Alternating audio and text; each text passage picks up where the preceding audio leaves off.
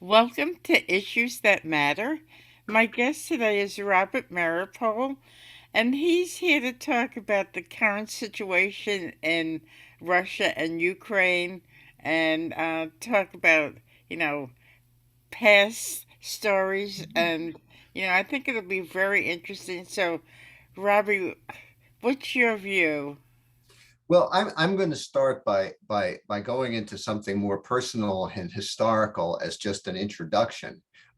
With the Latin, now it's true that my name, I was born Robert Rosenberg, but adopted by Abel and Ann Meeropol, and so with a last name like Meeropol, of course I it's hardly surprising that I feel some sort of special connection to what personal connection to what is going on in towns like Mariupol Mm-hmm. and Melitopol. Right. Uh, and now it turns out that the Meeropol family came from Odessa, which is considerably further west on the Black Sea than those other towns are. But and my Rosenberg family people came from the Minsk area, which is in Belarus. But it has occurred to me, and I know that there are some people who might raise their eyebrows or look askance. It has occurred to me that the ancestors of the people who are fighting off the Soviet invasion, or I should say the Russian invasion, uh, old habits die hard in terms of talking about the Soviet Union, but Mm-hmm. those those people's ancestors were, you know, not necessarily direct, but you never can tell, were part of the reason that my ancestors fled the country. And so it gives me a kind of, I know that was 100 and more, over 100 years ago, but it's still, it still colors my thinking to some degree. And my thinking is on what's going on is very, um, I would call it nuanced and mixed. And what I mean by that is that I see a tendency of people to engage in what I call binary politics. Mm-hmm. Okay. There's the good guys and there's the bad guys. Okay. Well, and in this case, it is not as simple as that, and yet in some ways it is, and that's what's hard. Uh, my feeling is that uh, you know Putin is essentially a fascist dictator, as far as I'm concerned, and uh, invading another country and doing so in a manner that bombards cities with artillery uh, is is horrible, absolutely horrible, and there is no excuse for that, and uh, and no justification. And therefore, I fully support the Ukrainian resistance. That said, the West, sitting on its moral throne, saying we are supporting democracy, and we are helping these people save themselves from an invasion, which is true, but they're in no position to take the moral high ground. I mean, if you look at the United States and the way it has treated other countries, and you can go back to, starting with the end of World War II. I mean, if you look at the terrible damage that Russian artillery is doing to towns like Mariupol, Mm-hmm. well, it was the Allied Air Force that experimented with the firebombing of Dresden, which led to 135,000 deaths. The firebombing of Tokyo, which led to 500,000 deaths. Mm-hmm. And then you follow that up with the overthrow of the government in Guatemala in 54, the imposition of the Shah of Iran in Iran in 53, the way the United States treated Cuba after the Cuban invasion from the Bay of Pigs on, and then you can look at Vietnam, and you can look at Iran, and you can go on and on and on and on. And none of this justifies what Putin and Russia is doing. But it basically says that to the extent that the United States is helping people resist a foreign invasion and supporting self-determination, they're doing the right thing, but they're probably doing it for the wrong reason. Okay, let me ask you this. NATO has been expanding and expanding and expanding, and it expanding right outside the door of Putin. Now, I'm sure he felt he had his back against the wall, and he wasn't too thrilled about that. So Mhm. if somebody's invading your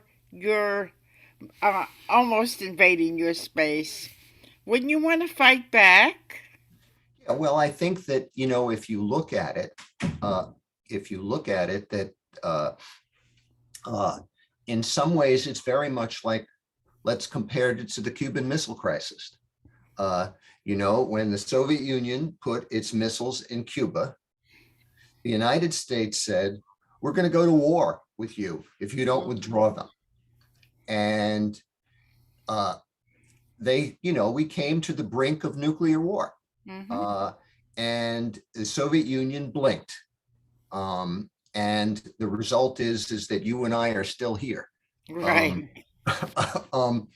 so yeah, I think that there's no doubt of NATO expansion to the Mm-hmm. east, Mm-hmm. which by the way, during Glasnost and when Gorbachev was liberalizing what was then the Soviet Union, part of the deal was that NATO wouldn't do that. But then that deal was ignored. So there's no doubt that there is an effort on the part of what would be called the Western powers, though some of these Western powers include countries like Japan, which is hardly Western, Mm-hmm. to encircle both Russia and China, and contain them. And the sort of geopolitical realpolitik of there being global powers and regional powers and everybody jockeying for position is yeah, there's truth to that. However, I can see why Putin felt backed into a corner and struck back, but that Mm-hmm. doesn't mean he was right to strike back. He was Let me let me let me still ask wrong to strike back. let me ask you this. You know, if you listen to the news media, they're condemning Putin. It's like almost like a red scare. And Mhm. I'm going back to the 50s and your situation. It's the same concept to me where, your parents were scapegoats for mass hysteria and everything. And I think the same thing is happening now. They're drumming up mass hysteria. Yeah, I think that's right. And I want to go, and it's another personal thing that's going on. And it's personal in sort of an incredible way. And what I mean by this is that my brother and I, and you may have known this from earlier conversations we had, Cynthia, have been on the verge of restarting what we call the Exonerate Ethel campaign Correct. ever since Biden came into office. And we've been putting it off for various reasons, including COVID. And but we were really getting close to reopening our effort to exonerate my mother. And then this invasion happened. And as a result of that and the blowing up of the new Cold War and the explosion of anti-Russian feeling, and the many people in America not realizing the difference between Russia today and the Soviet Union in the 1950s. In fact, I think probably if you were to send an opinion poll out to the American public, I bet a majority would respond that they believed Putin was a communist, Mm-hmm. which he is not. Mm-hmm. He and his billionaire buddies are not communists. Right. Uh, Right. and so the irony of this for me, of this new Red Scare, if you want to call it that, Mm-hmm. I would prefer to call it the new Russian scare, because while Russia's flag is red, they are, if you want to equate communism with red, they are certainly not a communist country. Okay. And so that new Red Scare or Russian scare is preventing us from exonerating my mother. And then if you look historically at how my mother came to need to be exonerated, you find that Roy Cohn, Assistant Prosecutor Roy Cohn, who worked with McCarthy in the Army McCarthy hearings and was this horrible red baiting person, was one of the key people involved in getting my mother executed. Mm-hmm. He's the one that helped generate the false evidence that led to her conviction. Well, then you start fast forwarding from the 50s into the 70s and 80s, and you discover that Roy Cohn becomes Donald Trump's mentor. Mm-hmm. Okay. He teaches Donald Trump how to strike back. The rule being that whatever they charge you with, you charge them with doing the same, only worse. And that's where you get all of these fake news and fake elections and all this garbage that he has spewed out during his presidency. And how did he get to be president? Well, part of the way he got to be president was Russian interference in the electoral process through cyber attacks that spread all sorts of false information about Hillary Clinton. Now, there were plenty of reasons not to vote for Hillary Clinton, but this was false information, and it did end up getting Donald Trump elected. And Donald Trump then paid back his buddy Putin by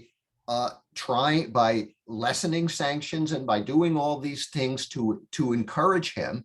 And then the mentee of the person who engineered my mother's execution, the person who helped that mentee then engages in an invasion that prevents me and my brother from working to exonerate the person. If you look at the circle here, if someone were to craft a script about this, Cynthia, and put these all together like that, they'd say, that's unbelievable. Things don't happen like that.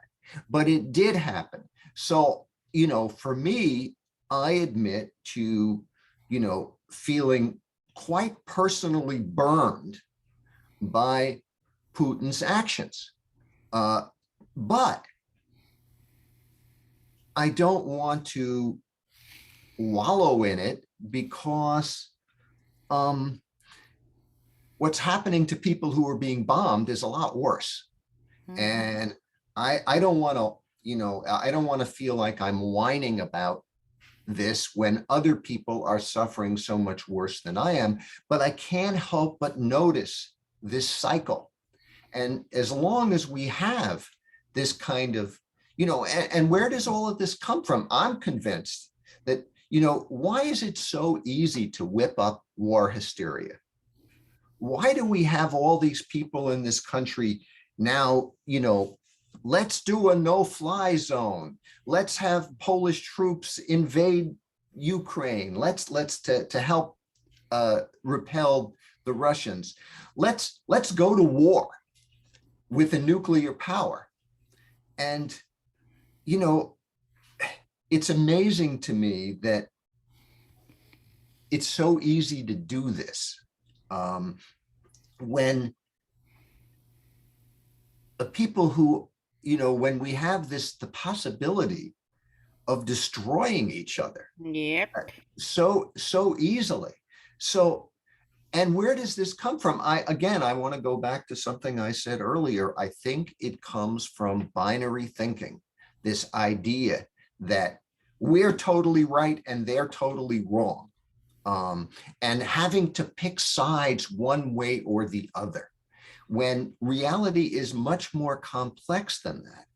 And, my understanding is that people in this country are absolutely amazed that a majority of Russians don't even know that there's an invasion going on, that the state control of the media in Russia is so powerful and so potent that when you interview people, they say, oh, no, that's not happening. That's all fake news.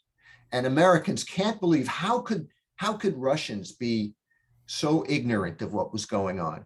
Well, we live in a country where a significant portion of the public believes that Donald Trump won the election, because they're slaves to Fox News and all these other. But you know something? I put on MSNBC uh, and CNN. I think their news is absolutely as slanted as Fox's. well, I would agree with you that it's slanted. I'm not sure it's as slanted. But for instance, one of the things that we always hear, and we hear this on MSNBC. I don't watch CNN as much, so and right now those networks are totally focused on the judicial hearings, the Right. Supreme Court. But we they always refer to the Russian oligarchs. Mm-hmm. They never refer to American oligarchs. As if, they refer to American billionaires, right? Mm-hmm. But they're Russian oligarchs. You can't use the term oligarch for, the mainstream media is not going to use a term oligarch for someone like Jeff Bezos. Can you imagine the Washington Post, which is owned by Jeff Right. Bezos, doing an expose of American oligarchs? Gee, I don't think that's going to happen. And so we do have yes, there is a slant, and that's one of the things that it facilitates binary thinking of one sort or another, because one of the things that people who follow these particular networks and get all their news from their networks is that they think these news networks are objective, and none of them are objective. Correct. They all have their points of view, and the result is since we as a public, as a watching and listening and viewing public, haven't been trained to analyze biases, we end up with the core MSNBC watchers watching MSNBC and believing everything that is said as if it's gospel. And we have the same thing happening on Fox News. Now, I happen to think that MSNBC is more in tune with reality than Fox News is. But that doesn't, because, again, I'm not engaged in binary thinking. I'm not saying they're both the same, but we all have these problems, and they result in people blindly, I think, calling for the kind of thing that can get us all blown away.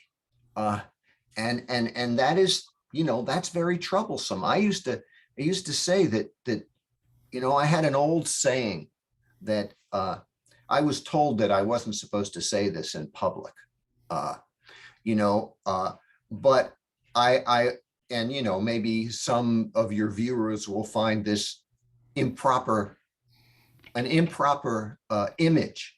But I think one of the problems that we have is that the American public doesn't realize that if they're not going to do some of their own research and do and try to find things from multiple sources with Mm-hmm. different perspectives, they're going to end up, if they allow news media to digest their news for them, they're going to end up with the end product of digestion.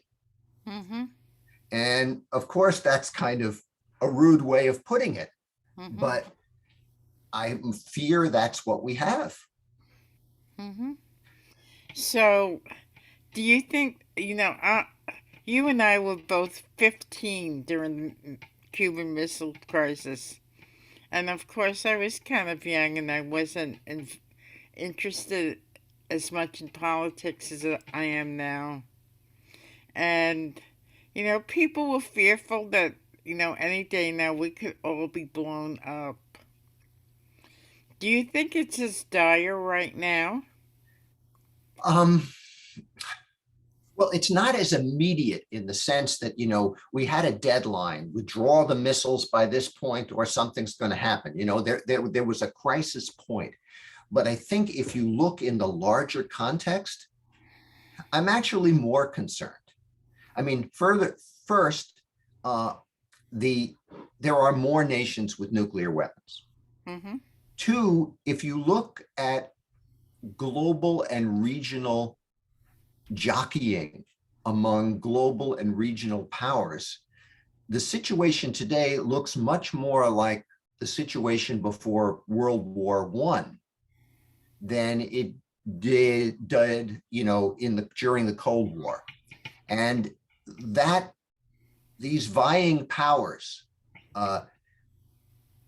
create multiple points of tension, any one of which could flare up into something much worse. Mm-hmm. And so I feel that while it's not as immediately dire, in general, it is more dire. And it is something that gives me great concern. And another thing that gives me great concern is that there's increasing talk of miniaturization of nuclear weapons so that nuclear weapons can be made more smaller, more focused, and therefore more acceptable to use. So I fear a constellation of things getting together and also when you add climate change and to the mix, where all of a sudden resources become more and more scarce and more Mm-hmm. people are competing for them, that's a very explosive mixture, Cynthia. I mean, Mm-hmm. uh, I don't think we're going to get blown up tomorrow, but I think the chances of a nuclear war happening sometime in the next decade are probably greater now than they've ever been. And that's scary. Now, Zelensky says that this is the start of World War III. What do you think? I sure hope not. I sure hope not. I think, uh, uh, that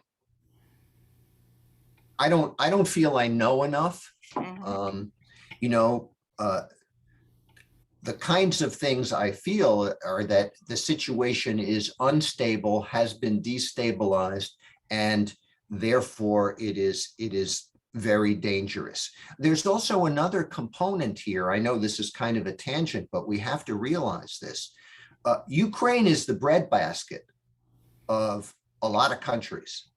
They are one of the largest exporters of grain in the entire world, Mm-hmm. and they're not planting their crops. Uh, it's the beginning, it's the beginning of the spring planting season. I was just looking at the weather in Ukraine, and it's 55 degrees now in Kiev. Mm-hmm. It's it's time for, the ground is thawing, things are beginning to, the first sprouts are coming up, and it's time to start sowing the next crop of wheat. And that's not happening. So we may have widespread famine because of this uh, uh, next winter. And this is, that doesn't increase stability. Uh, so Right. when Zelensky talks about the start of World War III, uh, he may be talking about it in a very, if he's talking about it in a direct sense, I would disagree with him.